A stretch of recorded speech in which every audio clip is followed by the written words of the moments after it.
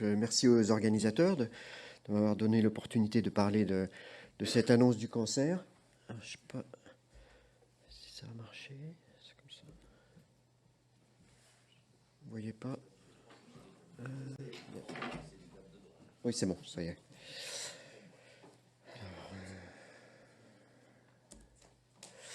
Donc, il y a 3 moments clés où on peut être amené en tant que chirurgien à faire une annonce sur le cancer. Il y a surtout le diagnostic. En cas de récidive, c'est pas si fréquent que ça. Et puis en cas d'arrêt des soins, et là c'est quand même rare pour que ce soit le chirurgien qui annonce cet arrêt des soins. Donc je me concentrais surtout sur le diagnostic, l'annonce du cancer au moment de la prise en charge, où là ça peut être souvent, que ce soit en digestif, en séno, en gynéco, le chirurgien qui va annoncer. Alors c'est une période où le patient est très vulnérable, il y a un avant, un après, hein, quand on annonce une telle nouvelle à un patient. En plus, le cancer, c'est la pathologie de l'incertitude, parce qu'il y a de multiples attentes. On attend les résultats de l'imagerie, des prélèvements, on recommence, on refait une écho-endoscopie, une IRM. Donc ça peut être une source d'anxiété importante, voire sinon ça peut même générer un imaginaire où tout est possible et le patient pense que justement il a rien, on multiplie les examens, c'est parce qu'on trouve rien et il a dans l'espoir qu'il y a absolument rien. Alors attention à deux écueils, la fausse réassurance. Alors ça, c'est un mécanisme de défense du soignant. Souvent, on essaye de rassurer le patient et ça peut être une cause fréquente de perte de confiance si on est trop réassurant. Ou à l'inverse, la dramatisation avec le risque de prise de décision qui ne sont pas appropriées. C'est vrai qu'au début, moi, quand j'ai commencé les chips, j'avais pas ma propre expérience.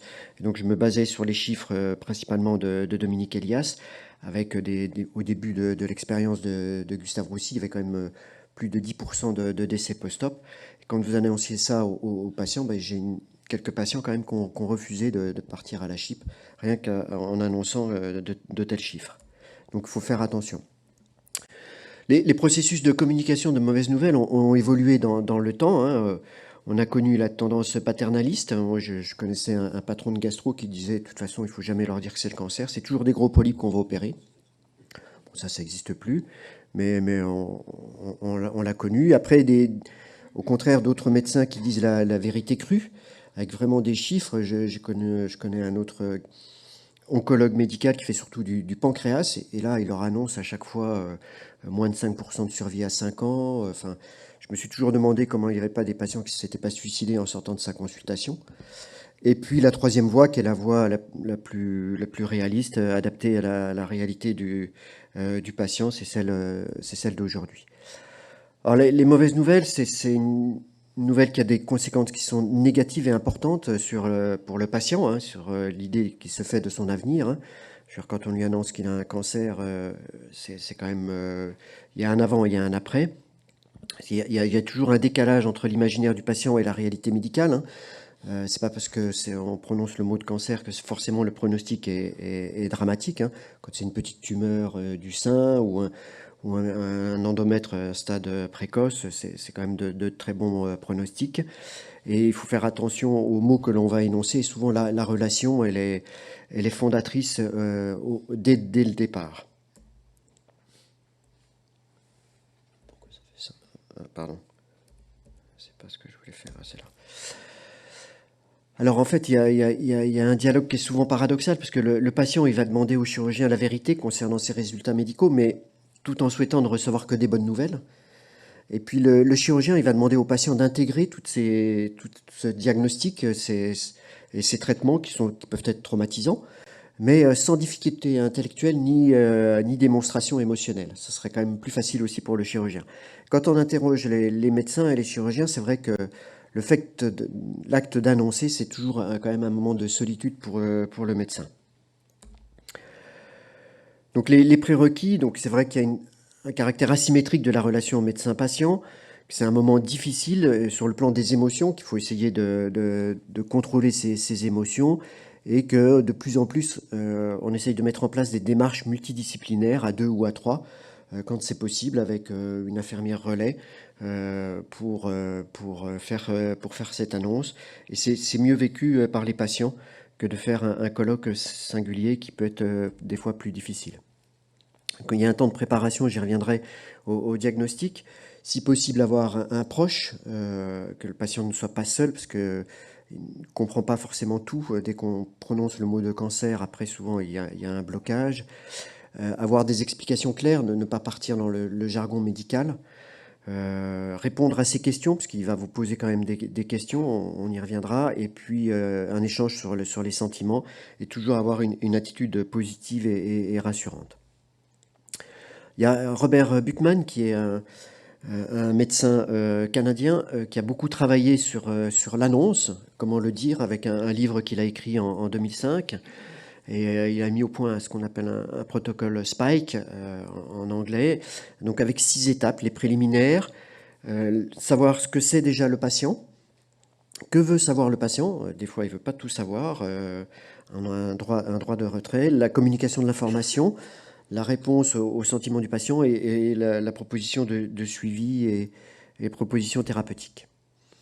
L'environnement, je pense que ce qui est important, c'est de bien préparer sa consultation autant que possible et éviter de découvrir les résultats des examens en même temps que le patient. Parce que là, ça peut être difficile, surtout si les résultats ne sont pas bons. Donc, essayer d'avoir les examens avant à disposition, savoir ce qu'on va dire au patient.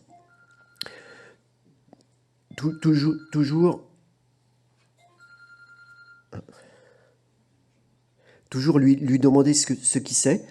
Et en fait, on s'est aperçu que au cours d'une consultation, le temps moyen de parole d'un patient, il est très faible, il est inférieur à 2 minutes sur une consultation d'annonce, donc c'est vraiment faible. Et quand il parle de ses difficultés, très rapidement on l'interrompt pour reprendre la parole, et en fait son temps moyen de discussion c'est 23 secondes.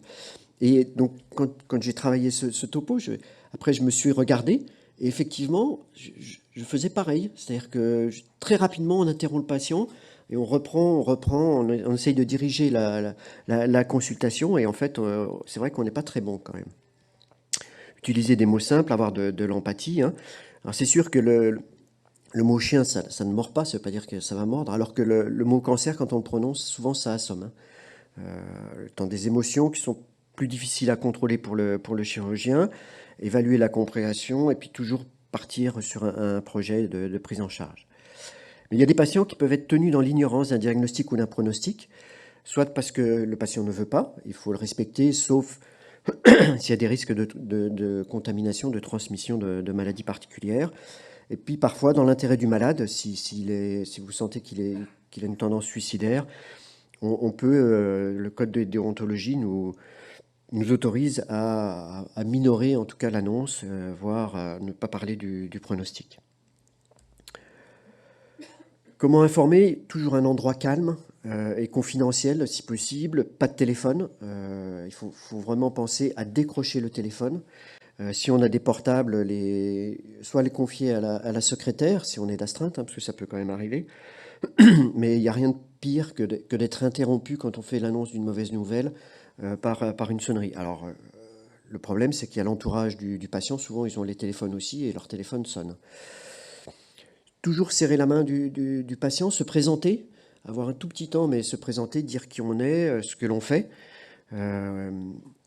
s'asseoir, bien connaître le dossier du patient, hein, je reviens là-dessus, anticiper si possible, c'est vraiment important. Éviter les temps d'attente trop longs entre les examens et la consultation. Demander qui est présent, ne pas faire l'erreur de croire que c'est le fils, ou ça m'est arrivé encore récemment, une dame de 86 ans qui vient avec quelqu'un nettement plus jeune, et je pensais que c'était le fils, en fait c'était le compagnon, donc ça commence mal. Si vous vous trompez, donc toujours demander vous êtes, et puis souvent ils vous disent à ce moment-là, ou des fois j'avais un autre patient qui venait avec à chaque fois une maîtresse différente, donc c'est un peu compliqué là pour l'annonce. À la fin je lui ai dit on va en prendre qu'une, quoi, parce que sinon ça devient quand même compliqué. À chaque fois, il fallait tout recommencer. Et puis une fois, il y avait quand même sa femme. Savoir où en est le patient. Donc on peut lui poser la question. Alors des fois, souvent, il vous dit je sais pas, mais essayez de savoir où est-ce qu'il en est dans son annonce. évaluer son niveau de compréhension. Hein, les niveaux de compréhension en fonction du patient peuvent être différents, le niveau d'anxiété, et puis d'emblée avoir une interaction avec le patient et souligner la continuité de la prise en charge et la cohérence. Donc les composantes de cette information, bah, il y a les mots pour le dire, il faut s'adapter aux patients, les représentations de chacun, le ressenti sur des émotions du patient sur la communication qui peuvent gêner cette communication. Le contenu, donc, on transmet un savoir, mais pas une vérité. Hein, je veux dire, très souvent, on verra les patients vous demander le pronostic, enfin, savoir combien de temps ils ont encore à vivre. Donc, ça, il faut faire attention, ne pas donner enfin, dire qu'il y en a encore pour 6 mois. Enfin, je veux dire, très souvent, on peut se tromper. Et puis souvent, les patients aussi vont questionner les soignants. Ils questionnent le médecin, mais après, quand ils sont dans le service, ils questionnent aussi le soignant pour voir donc si c'est la même information qui va revenir. Donc, il faut faire attention aussi à ce que l'on dit. Donc, il faut que les mots de tout ce qu'on annonce doivent être entendus et compris, bien sûr. Donc, il ne faut pas hésiter à répéter, à être progressif, à interroger le patient, savoir ce qu'il a compris. Attention aux termes ambigus qui peuvent être générateurs de confusion. Et il faut informer, mais ni trop peu, ni trop. Les représentations, savoir quelle représentation le patient a-t-il du cancer, puisqu'il y a toujours des histoires familiales, il y a toujours un entourage qui va dire que c'est voilà, que tel patient, enfin tel ami a eu ce cancer. Quelle représentation lui il a de son cancer? Quelles en sont les images? Et puis le chirurgien aussi peut avoir des mauvaises représentations du cancer, ça dépend un petit peu de son expérience, de son vécu. Alors, il y a des mécanismes de défense. Alors ça peut être le déni, le clivage, les projections, et la sidération. Moi, ça m'est arrivé une fois, j'étais jeune assistant, on consultait le vendredi après-midi, ce qui n'est pas forcément une très bonne idée pour annoncer les mauvaises nouvelles, parce qu'après vous avez le week-end, et souvent les patients ils peuvent pas se retourner vers leur médecin généraliste, tout est fermé. Et j'ai eu à 18h comme ça une patiente qui était seule en plus, qui a eu à l'annonce de la mauvaise nouvelle une sidération complète. J'avais plus de son, plus d'image, plus moyen de communiquer avec. Elle ne bougeait plus, était assise sur sa chaise. Et là, je peux vous dire, à 18h, vous vous sentez très seul avec la patiente et vous êtes obligé de l'hospitaliser de force et puis d'appeler la psychiatrie. Et donc, ça peut arriver. Par contre, on peut avoir aussi des patients qui peuvent devenir agressifs. Alors, c'est pas forcément de la colère contre le chirurgien, mais quand vous commencez à voir le bûcheron qui se lève, qui accroche le bureau avec les jugulaires turgescentes, vous vous demandez si vous n'allez pas prendre la chaise sur la figure. Donc il faut apprendre à gérer tout ça. Donc c'est des mécanismes de défense qui sont bien connus, qui sont bien expliqués dans le livre de Buchmann. Mais voilà, on n'est pas toujours bien préparé à ça.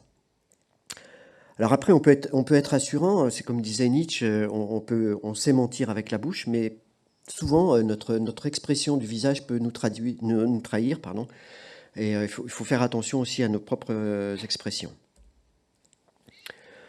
Donc les avantages de bien préparer, c'est éviter l'effet de surprise, si on y va progressivement. J'avais sûrement fait une mauvaise annonce, pour avoir une sidération de la patiente, essayer d'avoir quelqu'un qui l'accompagne et avoir des questions ouvertes, lui poser, savoir par exemple, qu'est-ce que le radiologue vous a dit de votre scanner. Ceci dit, souvent les patients ils vous disent oui, on m'a rien dit, ce qui n'est pas forcément vrai, mais voilà, en tout cas ils n'ont pas voulu l'entendre.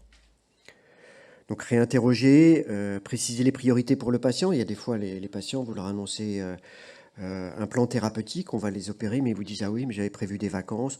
Je ne pense pas que 15 jours de vacances, ça va retarder et ça va obérer le pronostic de la maladie. Donc s'ils ont prévu, on peut les laisser partir, on décale le geste, voilà. On peut s'aider de moyens visuels. Les chirurgiens, très souvent, on explique, voilà, on va faire une colectomie, on fait un petit dessin, ça remet les choses en perspective. Et bien veiller à répondre aux questions posées, même pour les accompagnants. Ça remarquer des pauses, légitimer les émotions. Ça arrive quand même assez fréquemment qu'ils se mettent à pleurer. Avoir toujours une boîte de mouchoirs à disposition, parce qu'il n'y a rien de pire que de chercher partout des mouchoirs. Voilà, et de toujours se montrer disponible. Attention à la proposition, on a tendance aussi à, quand on voit que ça devient un petit peu difficile à proposer, soit le relais de l'infirmière d'annonce, soit le psy, il faut essayer quand même avant de proposer, c'est bien, hein, ces infirmières d'annonce, j'y reviendrai, mais attention à ne pas le faire trop rapidement. Par contre, si vraiment les réactions ne sont pas gérables, elles sont inadéquates, c'est un problème insoluble. À ce moment-là, on peut proposer un deuxième avis ou une prise en charge avec quelqu'un d'autre. Mais ça, c'est quand même rare. Toujours laisser le droit à l'espoir, hein, se projeter dans le futur. Alors, en chirurgie, c'est relativement facile, puisque bon, on a l'acte chirurgical, on va expliquer ce que l'on va faire, comment ça va se passer, les bénéfices attendus du traitement, expliquer les choix thérapeutiques. Vous savez que chaque patient, chaque cas de patient est discuté en RCP, et toujours affirmer aussi la disponibilité, même si c'est pas facile. Alors là, il faut éviter aussi de se trahir par les expressions, mais toujours dire aux patients que voilà, on reste disponible s'ils veulent rediscuter. Ça arrive que les patients retéléphonent quand ils sont un peu paniqués et on est obligé de les revoir. Laisser le patient comme acteur de sa vie quotidienne, hein, l'initiative des choix, voilà, quand il y a un choix entre chirurgie, chimiothérapie, voilà, on peut discuter avec le patient et lui laisser le choix. Encourager le contact avec les autres, donc avec l'entourage direct. Il y a aussi les associations de patients en digestif, les associations de stomisés. Ça peut aider quand même de prendre contact, même si c'est rare qu'ils y aillent d'emblée, mais au moins leur remettre cette information. Et puis il y a l'information des enfants aussi qui est un moment important. Euh, et ça, c'est pour les plus jeunes. Il faut vraiment tout tracer dans le dossier. C'est important aussi. Savoir comment on a fait l'annonce. Alors maintenant, tout est informatisé. On peut l'écrire sur la tablette ou sur l'ordinateur. Mais c'est important de laisser une trace à la fois dans le courrier dicté et dans le dossier. Donc, quelles sont les difficultés les plus souvent rencontrées par les chirurgiens? Ben, c'est évaluer donc ce que veut entendre le patient, la quantité d'informations que l'on va donner, trouver les mots justes, comprendre la psychologie du patient et de l'entourage et aborder ce pronostic quand il est sombre, apprendre à gérer aussi ses propres peurs, ça c'est aussi ça peut être difficile. Les questions délicates à laquelle vous pouvez être confronté. Donc pourquoi moi? C'est vrai que le cancer, c'est une maladie du vieillissement. Donc très souvent, on voit des patients, ils viennent de prendre leur retraite. Ça fait longtemps qu'ils attendent ça, qu'ils l'ont préparé. Et 6 mois après la prise de leur retraite, on leur diagnostique un cancer et il y a toujours une forme de révolte.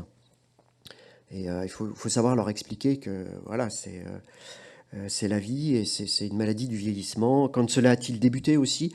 Alors ça peut être une petite astuce pour leur expliquer que ça met longtemps à se développer, qu'il y a une maladie microscopique au départ, que c'est peut-être pour ça qu'on va leur proposer aussi de la chimiothérapie adjuvante, c'est pour lutter contre ces cellules. Combien de temps me reste-t-il? Donc ça, il faut faire très attention, pas répondre hein, en disant il vous reste 6 mois, parce que d'abord c'est très délétère, et puis il y a quand même tous les risques de se tromper dans un sens comme dans l'autre. Suis-je en phase terminale? Alors, c'est pas trop le chirurgien qui se trouve confronté à cette question, hein, c'est plus l'oncologue, mais les patients peuvent vous le demander, donc il faut souvent en chirurgie, on peut quand même rassurer, c'est rare qu'on voit des patients en phase terminale. Comment ça va se passer? Donc là, il faut partir sur le plan thérapeutique, on explique un petit peu ce qui va être réalisé. Et puis parfois dire qu'on ne sait pas forcément tout, ou pas encore, si on attend des résultats d'examen, et donc savoir dire qu'il faudra attendre un petit peu. L'annonce aux enfants, un tout petit mot, ça peut être très difficile pour les familles. Il ne faut pas cacher aux enfants, parce que sinon ils s'imaginent le pire. Quand ils voient leur mère ou leur père partir en traitement, ou perdre les cheveux, ou revenir d'une intervention avec un redon, il faut leur dire. Et parfois, donc les familles vous disent, moi je ne peux pas dire à mes enfants, est-ce que vous pouvez le dire? Donc soit c'est le chirurgien qui rencontre les enfants, ça m'est arrivé plusieurs fois. Et ils sont très cash, enfin les enfants ils vous disent tout de suite, même s'ils ont 3 4 ans, est-ce que ma mère va mourir? Est-ce que mon père, voilà, il va avoir des séquelles? Donc ils acceptent très facilement les réponses. Et sinon, il y a maintenant des structures tout cas là où je travaille, dans le centre anticancéreux, il y a des réunions dédiées spécifiquement aux enfants avec un oncologue, un psychologue. Et c'est vraiment très prisé de l'entourage.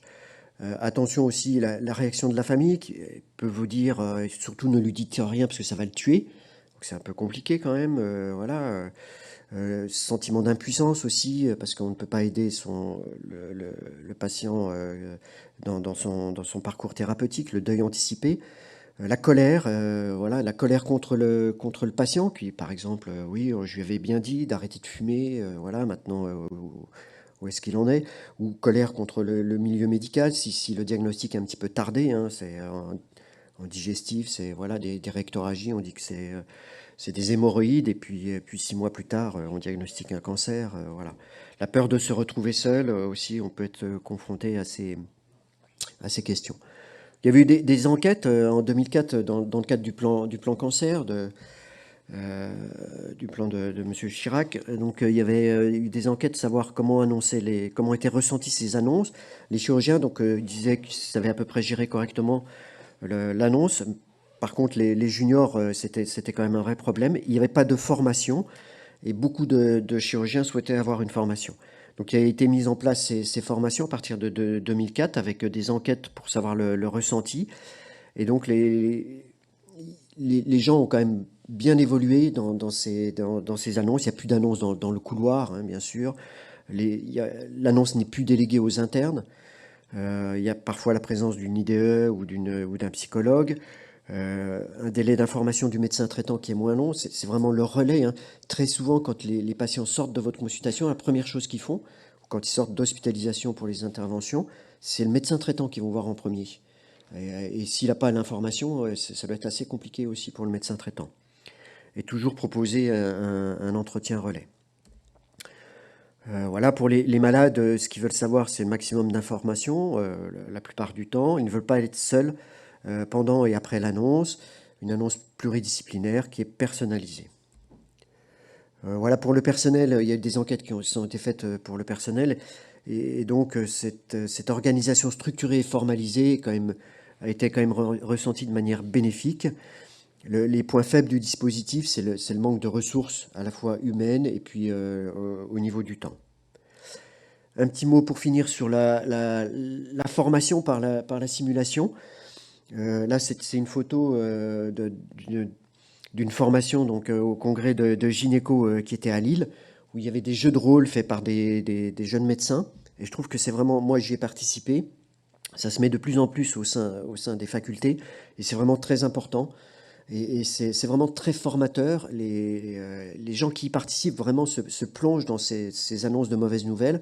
Là, c'était une complication post-opératoire avec une fistule, une réanimation. Et je trouve que c'est très bien, et avec du débriefing juste après, ou même pendant, on peut interrompre la simulation et dire voilà, est-ce que tu as bien fait, comment tu as annoncé. On peut même filmer et revoir un petit peu ces annonces. Il y a des acteurs qui participent. Marc Ichou à Montpellier travaille avec une troupe d'acteurs, et les internes, on voit quand ils y participent, ils sont vraiment pris dedans, et c'est vraiment, je pense que c'est vraiment très important. Voilà, donc en conclusion, ce qu'il faut dire, comment le dire, cette annonce du cancer, c'est un drame originel, hein, pour les patients. Il y a vraiment un avant, un après. Il suffit d'y réfléchir, de se mettre à la place du patient. C'est un moment qui est difficile pour le patient, et parfois pour le chirurgien. Il n'y a pas de bonne manière de s'acquitter de cette tâche, hein. Il y en a sûrement de mauvaises. On fait tous des erreurs, et l'importance de la formation par la simulation devrait nous aider à nous améliorer. Donc, il faut résumer les principaux points de cette consultation: le diagnostic, les examens, exprimer son soutien aux patients, et puis vraiment terminer sur l'idée d'un partenariat et d'un projet thérapeutique. Je vous remercie pour votre attention.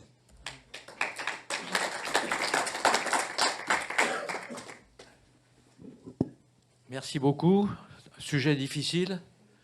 Oui.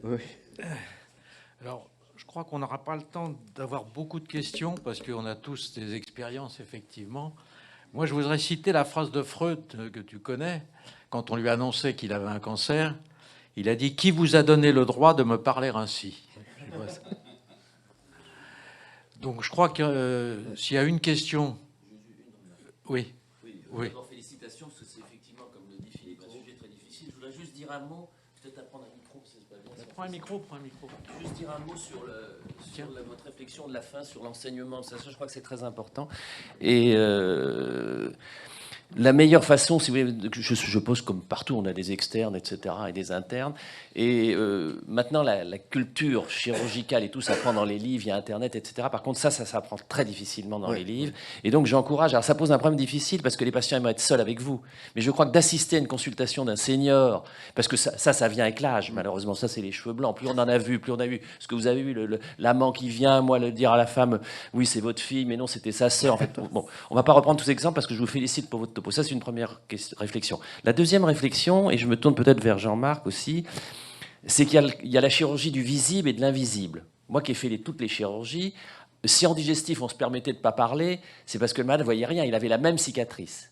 Quand vous faites de la chirurgie du cancer de la thyroïde, des évidements gangliolaires du cou ou de la chirurgie du sein, vous pouvez toujours lui dire non, si vous avez une petite chose, mais je vous ai juste enlevé tous les ganglions et la poitrine. Ils ne comprennent pas très bien. Alors que c'est vrai que nos maîtres en chirurgie digestive avaient plus de facilité puisqu'ils enlevaient un bout de côlon, que vous enleviez 5 cm, 10 cm ou un polype. Le pauvre mal, il ne comprenait rien. Donc ça, c'est important, la chirurgie du visible et de l'invisible. Mais je voudrais surtout que vous répondiez sur cette façon dont vous gérez l'enseignement. Et puis la dernière chose que je voudrais dire qui est pas vraiment apparu, mais qui pose, je trouve, un problème, c'est plus on multiplie les consultations d'annonces, c'est les autres partenaires.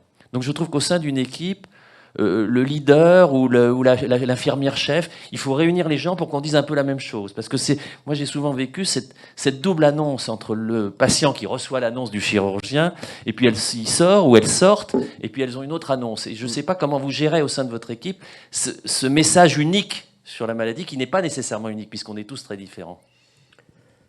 Eh ben, pour répondre à cette question, l'idéal, c'est d'avoir l'infirmière relais qui va devenir vraiment, maintenant, je pense, une infirmière coordinatrice dans le cadre du parcours du patient. Maintenant, on parle de parcours.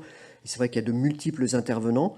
On commence souvent par la chirurgie, mais après, il va y avoir l'oncologue, le radiothérapeute. Enfin, et je pense qu'il faut vraiment qu'il y ait quelqu'un qui coordonne tout ça.